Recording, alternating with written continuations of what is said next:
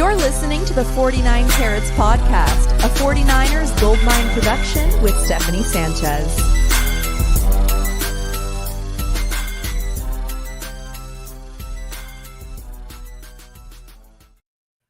What's going on, everyone? Welcome to another edition of the 49 Carats Podcast. I'm your host, Steph. It is Wednesday, December 4th. Happy to be here, joined again with my Wednesday co-host. Hadn't seen him in a couple of weeks, at least on 49K. Rob, how you doing? I know you're doing great, actually. Before you say anything, I want to give you a big congrats because you just posted on Twitter that Gold Standard Network has reached 20,000 subscribers on YouTube.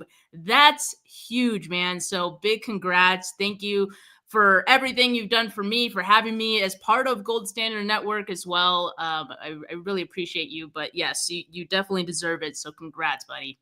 Thank you. I appreciate that. And you and everybody that's on the Gold Standard team. It is not easy to do, but we are so thankful that people give us part of their time. So I appreciate that. Yeah, Rob is a one-man show, by the way, just like managing that entire channel. So everything that he has done with it, very much well-deserved, like I said. And that's big also because I feel like it was just a few weeks ago that you announced that you had reached 15,000. So like to get to that next milestone so quickly, I think is big.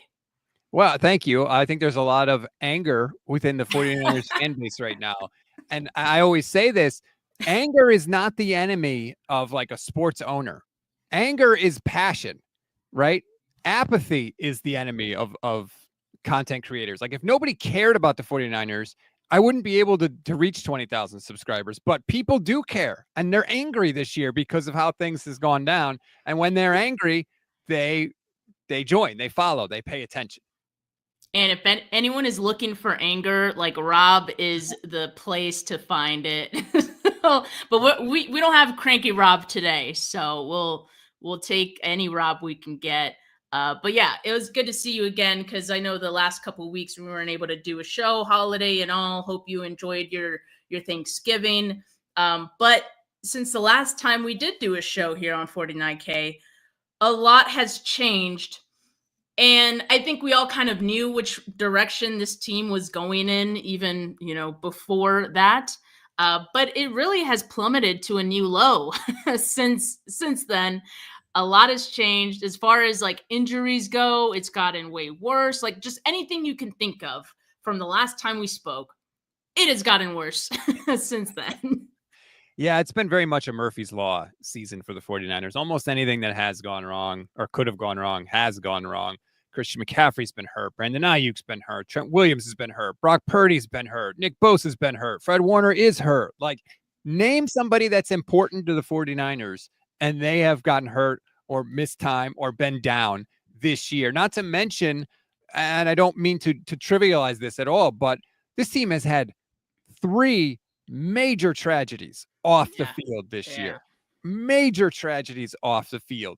And that's not to take anybody off the hook for anything, but when you combine all these things into a stew, and those do include some bad coaching and some bad decisions by Kyle Shanahan, that's how you end up with 5-7 with this much talent on the roster. Yeah, it has been a very tragic season in that sense, off the field as well as on. And so the off the field stuff just makes the on field stuff feel so small, right? And right. So unimportant. So for the guys in that locker room, having gone through that, seeing their teammates go through that, screw the season. I don't think I can blame the players for what they've really gone through this season. We got a super chat here from Iconoclast. All right. What astounds me is people's undying commitment to Brock. You look at his career thus far, and aside from the early part, it's less than stellar. He hasn't played long enough to ignore that inconsistency. Yeah, we're going to spend a good portion of this show talking about Brock. I think this is a good place to kind of kick off that discussion a little bit. And at this point, we've gotten the two sides of Brock, I feel like, right? We've gotten the really good, which was in 2023, and the really bad.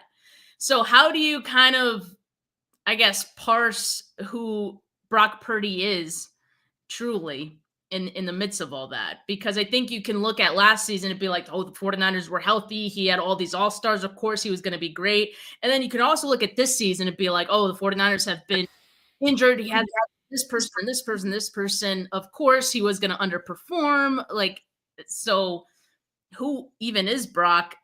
Truth, I think, is probably somewhere in the middle. I think we know who Brock is, right? And I don't know that people want to admit this to themselves.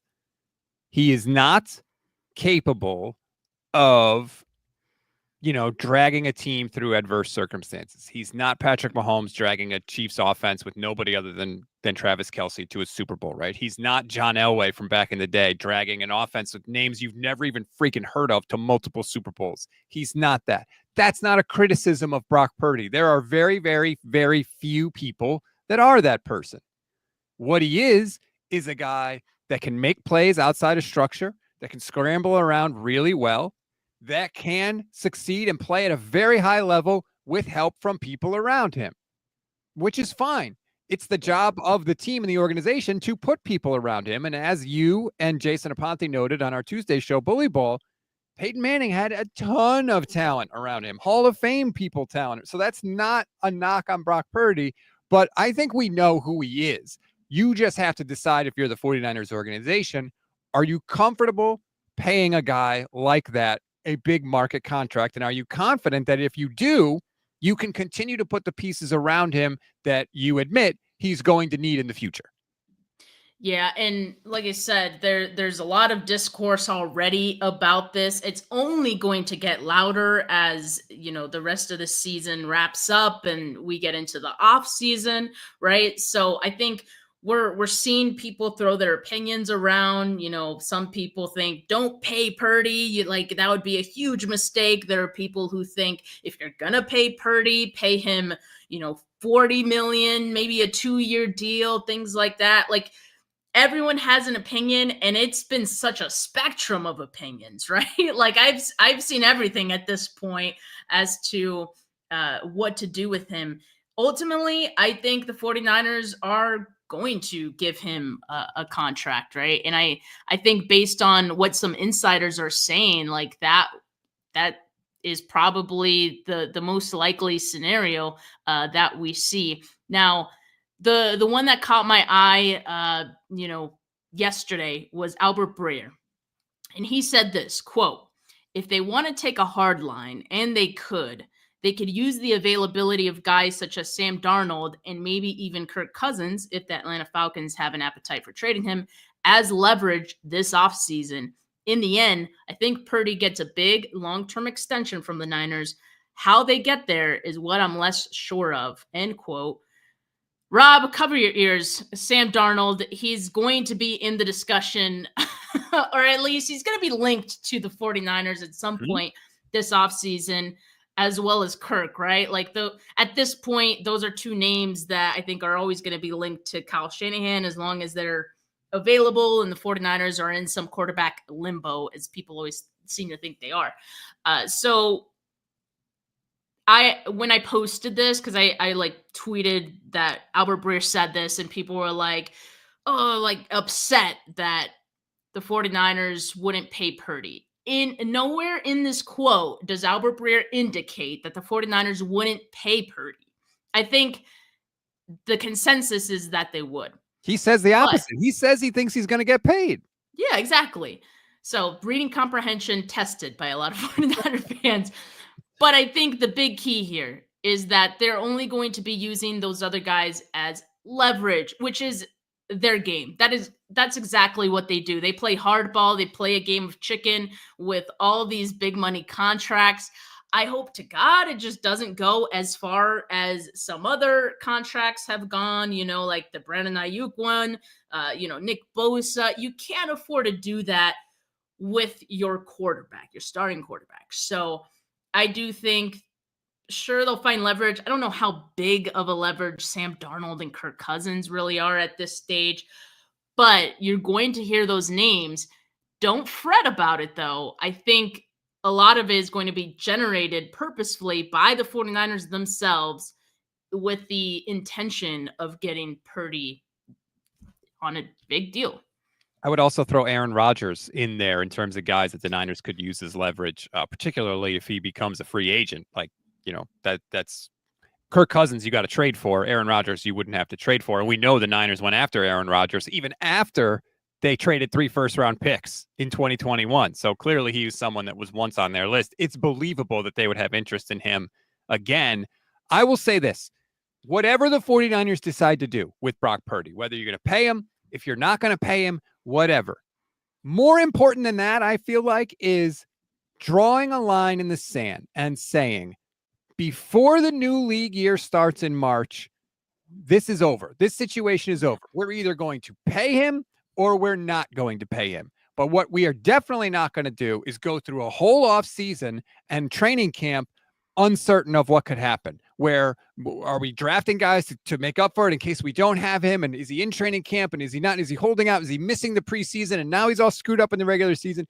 If you are John Lynch, you have to say March, I don't know what the date is, whatever. March 3rd. I have no idea when the new league year begins, whatever it is.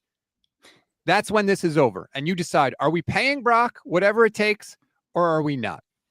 And that's how you have to operate. And if you're not going to pay him, then you trade him. That's what, because I assume he's not going to play out. I assume he's going to want some money. And if you decide you're not going to pay him, then you trade him. But you do it by that date. What you don't do is hamstring yourself for the rest of the offseason and the year to come. I hope that that's what they have learned. Remember, they signed Jimmy Garoppolo at the end of January, early February. They didn't screw around with that contract. They got it done. And he only had 5 games of experience for the 49ers and hadn't gone to a Super Bowl and hadn't gone to multiple conference championships. So with the quarterback, this regime has showed an ability to act quickly, and maybe they will.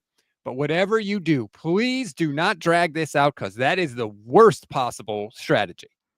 I think that's the thing that I'm having some concerns with when I hear Breer say, like, they could take this approach of, playing some hardball and using other guys as leverage, because when you use other guys as leverage, you kind of have to see those things play out.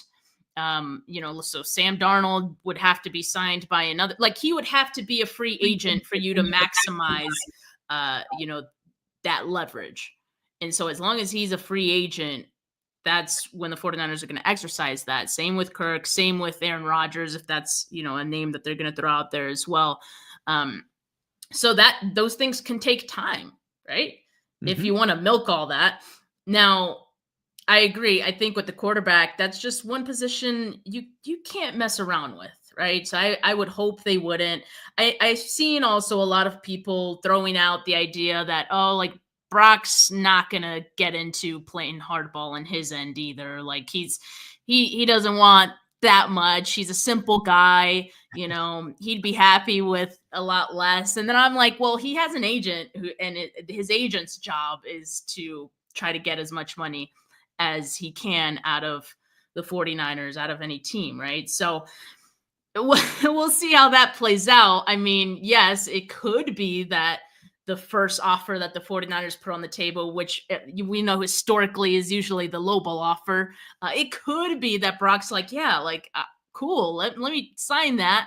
And his agent's like, hold on, I could get you a little bit more. Like, are you sure? That could go either way. Here's the thing.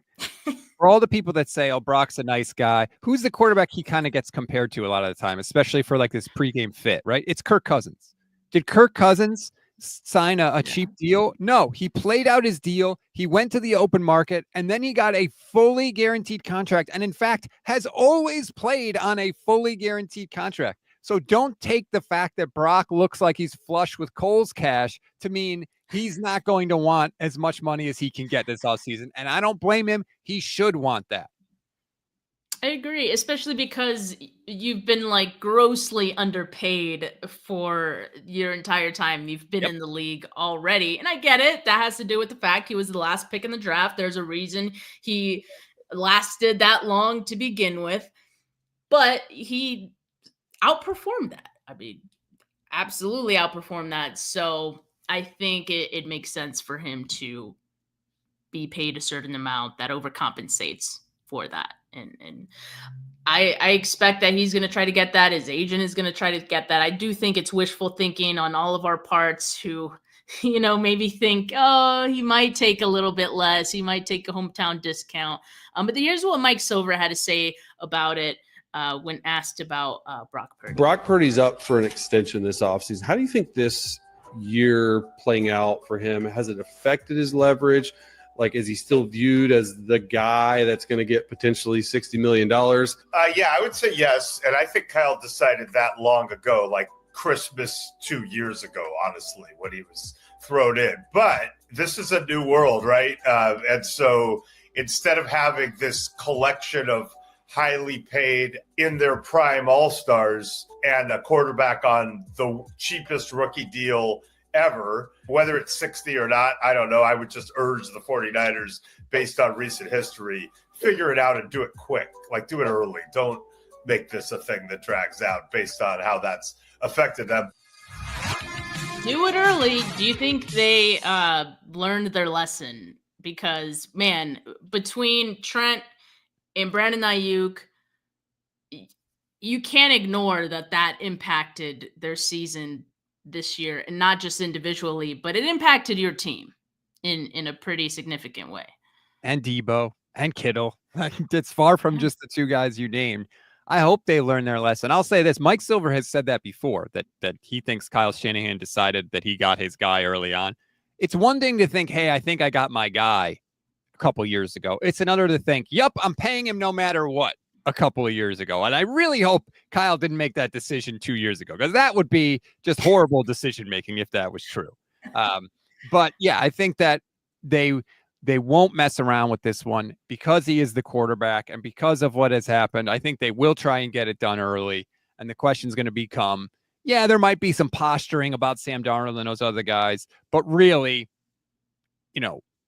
ultimately you're going to get down to brass tacks, I think, pretty quickly. I think the combine that week in Indianapolis is going to be, it's going to be so important, because if Sam Darnold is a free agent at that point, which we think he should be, then, you talk to Darnold's agent, you're going to hear rumors. That's when you might hear like, hey, the Niners are talking about Sam Darnold. That's when the posturing would happen, because the agents are there and the coaches are there and the GMs are there and all that stuff. So you might get nervous in February a little bit, but don't worry. I think it's going to be okay. And I don't think that they're going to go the Sam Darnold route. I don't totally take it off the table, but I don't think they're going to go that route.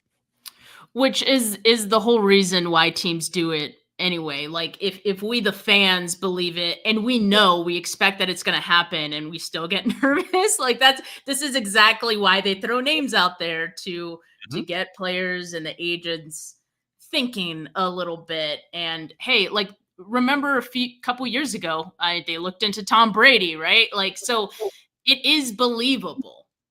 Like, let's not dismiss the idea that they would actually do something like this. Again, I think they're doing it with the purpose of ultimately signing Brock. But I think in Brock's mind, and you have to believe that they could do something like this. So that is the leverage that the 49ers do have and will exercise in this case. Now, as far as this season, the way it's gone for Brock, obviously not under the ideal circumstances for him, right? And I think that week 13 game against the Bills was the perfect encapsulation of that, especially in the weather that it was played in, him coming off an injury, all the other injuries on the offense that have been going on. This caught my eye, Rob, because George Kittle had some certain things to say after the game that I don't think I've ever really heard him say in the past before. I'm going to play this video, and I'm sure some of you have already heard, but here it is. George, you got a pass on the first play. I did. And you didn't catch another pass the remainder. I did not. Well, any explanation on why you did not? No, I do not have an explanation. I think I ran like 6 more routes the rest of the day. Could be a combination of that, but no idea. No, they were doing to you. Oh, goodness gracious, no. No, I didn't feel that. I felt pretty open multiple times. It is what it is.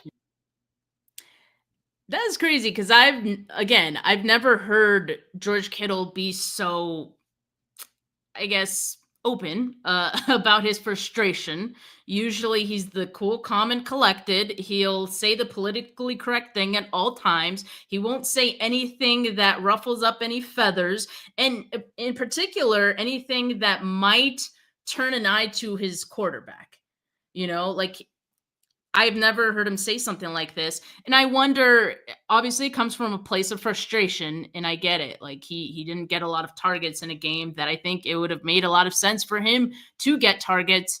And he felt like he was open multiple times.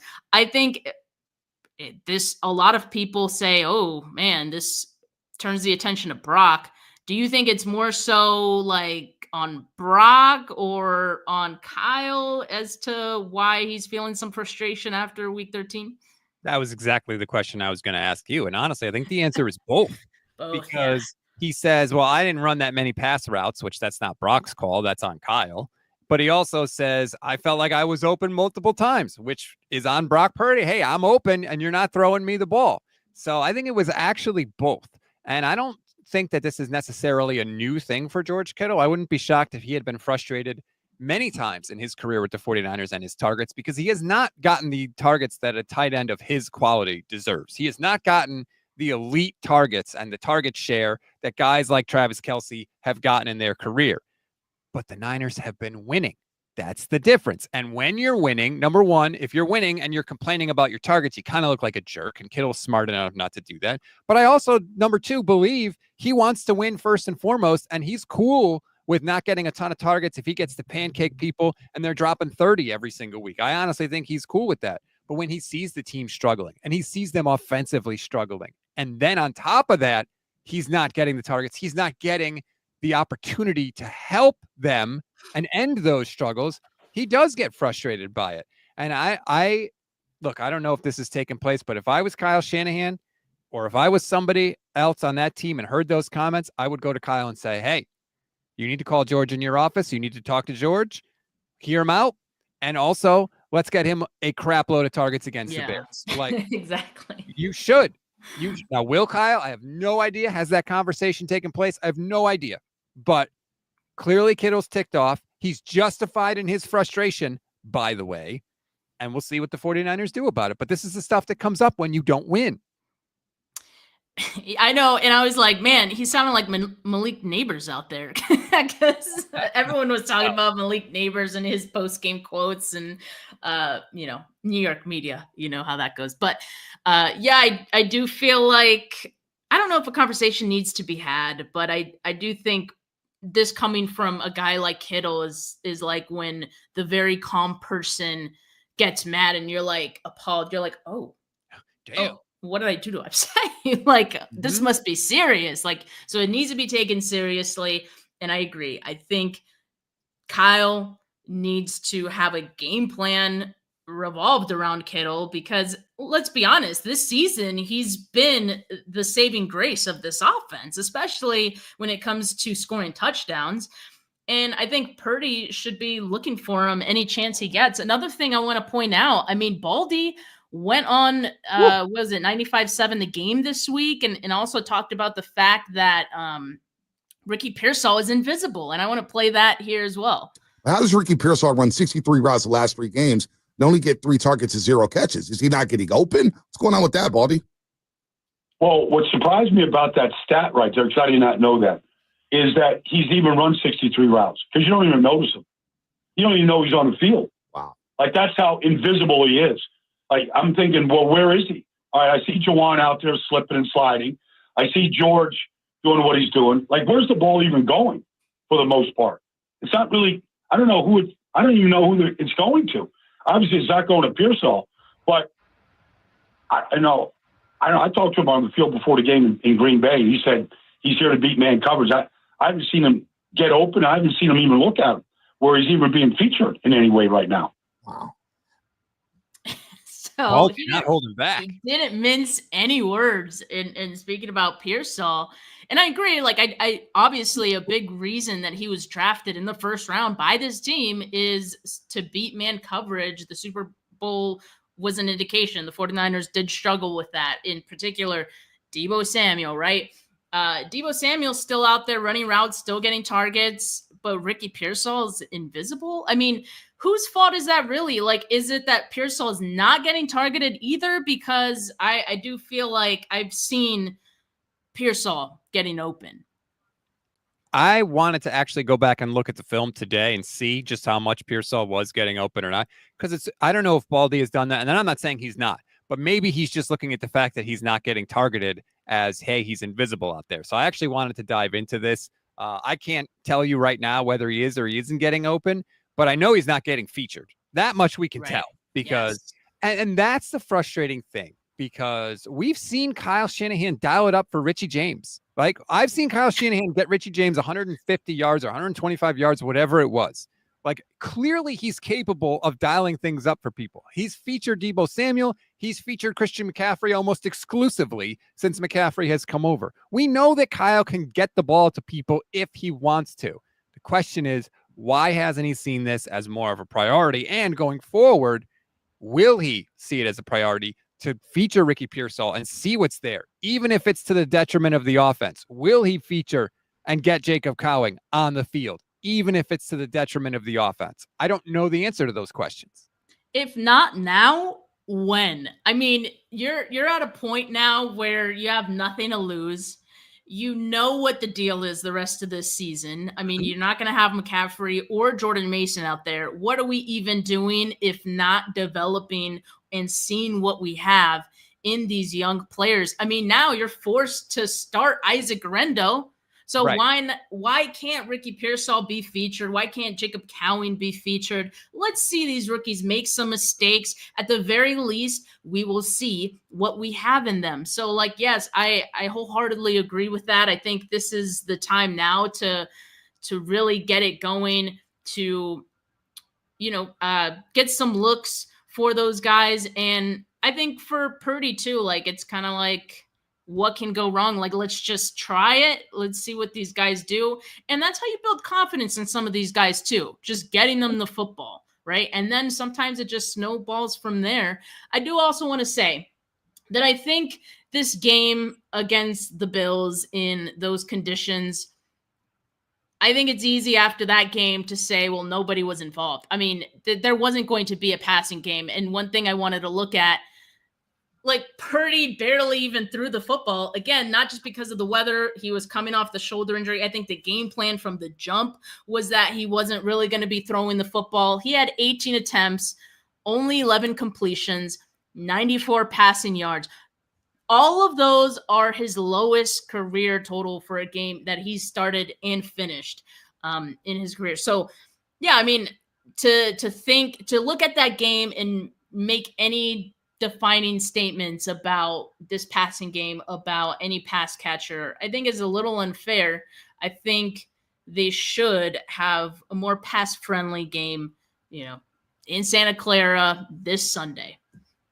I would hope so. I mean, you can't have a less pass-friendly game. And I know Kittle dropped a screen pass, so it might have taken him over 100.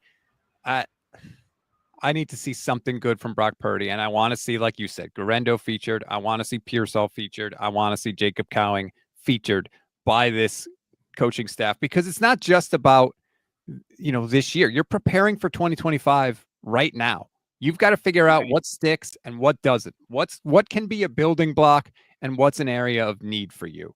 And if they play Pearsall and he can't get open and it doesn't work out, then okay, you know what? This guy doesn't have it. We screwed up. And and you can go from there. And by the way, speaking of screw ups, they will make mistakes. I agree with you, but not all those necessarily have to be bad. Remember, on the end around that Pearsall took and broke for a big run, he wasn't supposed to get that. He lined up in the wrong spot, and Chris Conley was like, screw it. You take it, dude. And they ended up breaking off like a 40-yard run. So, like, not all of the quote unquote rookie mistakes that he might make are necessarily going to sink the team too. So that's why it's just another reason to do it and see what you have there. And by the way, you can kind of sell that the rest of the way, right?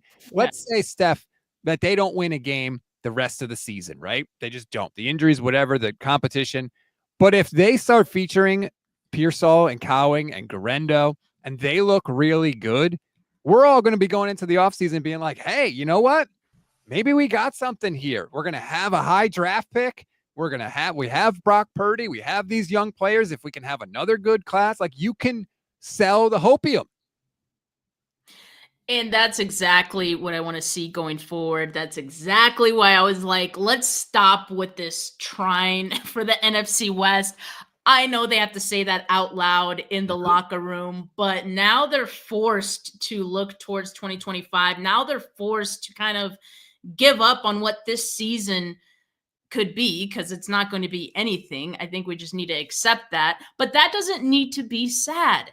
That doesn't need to be sad. Like, it could be exciting. Like, I'm excited to see what Isaac Orendo does. I'm excited to see if we get to see more of Pearsall and Cowing, right? Like, I want to see more of these young players. And you're not always afforded the opportunity in a regular season to see what you have in some of your players. Like, especially for a team that has been contending for the last few years as long as they have, right? Like, that's why a lot of their draft picks haven't really panned out, because like a lot of those guys never even got the opportunity to show what they had, right? They never even got the snaps. And I do think it hindered their development overall, right? Now they're getting that opportunity to kind of learn on the fly and, cut their teeth in actual games. And that could be exciting. Like, tanking doesn't have to be sad. And I'm excited, by the way, that the 49ers could potentially move up into the top 10 of the draft, because I think they could really use it. Well, clearly they can. And by the way, for all the people that are like, well, so what? They don't have a good record with first-round draft picks. Yeah, that might be true. But number one, you can trade a first-round draft pick and get something good for it. But also, you get that higher pick in every other round as well. Round 2, round 3, all the other rounds that the 49ers are good at. You get the benefit of that. So, yeah, I completely agree with you. They haven't really been in this situation before. They were 3-5 in 2021. And if Jimmy Garoppolo doesn't start playing better against the Rams, like, they may have made the switch to Trey Lance and they may have played it out and seen what they had with him for that year. So why can't you do that with a wide receiver like Ricky Pearsall and Jacob Conn? Like, there's no reason why you can't do it. And you don't even have to have the thing of like, oh, they're going to tick off everybody in the locker room. Like, there's going to be nothing else to play for anyway. So everything is pointing to doing that. And we just have to see if Kyle will. Yeah, you need something to at least like rally around in like these next remaining games. And I think that could be the rookies. So again, why not? And I think another benefit, not just the draft picks, but a benefit to them losing and having the poor record that they do right now, is that you can actually claim guys on the waiver wire, which they did, Rob. They got running back Izzy Abanikanda, former Jets player, former 2023 fifth round pick for the Jets. He's still really young. This came with the move of placing Christian McCaffrey on IR. And then they also brought back Keyshawn Vaughn to the practice squad, and fan favorite Ronnie Bell. And we could expect that Jordan Mason and Kevin Givens will also be placed on IR later this week. So more moves to come. But I just wanted to say that, like, being able to claim someone off waivers, I think, is nice. And someone who I think still has some upside. Like, I did like Abanikanda coming out of the draft. Like I said, only 22 years old, 4.4 speed. So between him and Garendo, like, you're going to have a lot of speed on the field. His scheme fit is perfect. I had a Jets a content creator who I'd been on each other's show before, and he messaged me right away, and he's like, Steph, like, he's a perfect scheme fit for the Niners. The Jets just stopped doing a lot of the outside zone stuff. So I'm excited to see what he can do here in San Francisco. And a lot of common comp that I've seen is Tevin Coleman. So I think that also kind of underlines the fit for this team. And speed is a good thing. Speed's never a bad thing. Again, excited for Garendo. I do think he's going to continue to be the RB1 the rest of this season. I do think we'll also see plenty of Patrick Taylor, who's been with the team since the draft. But what was that? I don't need to see Patrick Taylor. Now is not the time for Kyle Shanahan to go into the dual back system, right? No. if you're going to do your thing, Kyle. Ride the hot hand. Why not? Kyle just said we're not really like a dual back team. He just said that like 2 weeks ago or last week. He's like, we're not about to take Christian McCaffrey off the field. Don't do it now that the rookie's going to be the starter. Let the rookie run, baby. I think the reason they are not a dual back team is because you have everything you could ever want in Christian McCaffrey. I think he kind of like insinuated that as well. We know the reason that they had like the 3-headed backfield that one season was because none of them were RB1 material on their own. I think Garendo would fall under that category, at least under Kyle Shanahan's standards.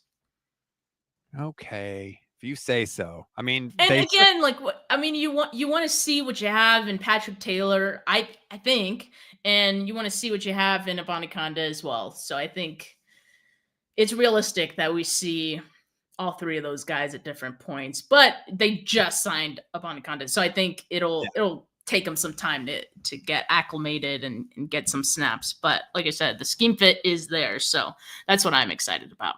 I agree. You can't just throw him in. He's got to learn the system. And until that time, Garendo, baby, over and over again. Let's go. Yeah, like I said, I'm excited about it. And hopefully with the experience with him being there, he can also improve on his pass pro, because that's been an area that I think he's been lacking in. So now it's like trial by fire. It's like throwing a baby into a pool and, having them swim. All right, as a dad, that scares the hell out of me. So please use a different analogy. I literally had a flash fear of like, oh my God, why are we throwing babies in pools? But that's what they do, because babies, they know how to swim. Okay. It's just instincts. So maybe, yes, I'm why sure am I paying for swimming lessons? There's a better analogy out there, I'm sure, but I just couldn't find it at the time. But yeah, exciting things to come. And hopefully maybe the 49ers can claim some other people by the time this season is over, because why the hell not? Rob, the 49ers have a week 14 matchup. Yeah, the season isn't over yet. Unfortunately, we still have to watch this team. Now they're playing the Bears. Lots of games between these two in the past. I believe they've played each other 69 times. Nice, including 3 playoff games. The 49ers have the edge, 35 wins, 33 the Bears, and also 1 tie between them. Now, Rob, I'm going to admit this week I didn't have time to put together a Way Back Wednesday game to look back on, but the one that I kind of had in the back of my mind was not very way back. Like it was actually the last time I remember playing the Bears, which was a couple years ago when the 49ers had to play against Justin Fields and lost, right? Now, I think the reason that there's some parallels here is not just because you're talking about one of the first picks in the draft, highly coveted quarterback, right?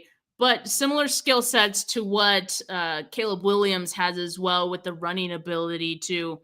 And I would say, I think Caleb Williams is better right now than even Justin Fields was at that time. So I have some concerns over this game, right? I think on Bully Ball, when we were going through the schedule, I was like, hey, I think this is the one game rest of the season that the 49ers win. Now I'm not too sure, because the Bears have actually looked improved the last couple of games. At least Caleb Williams has looked improved. And the one thing that was holding them back was Matt Eberflus. So now he's out of the picture.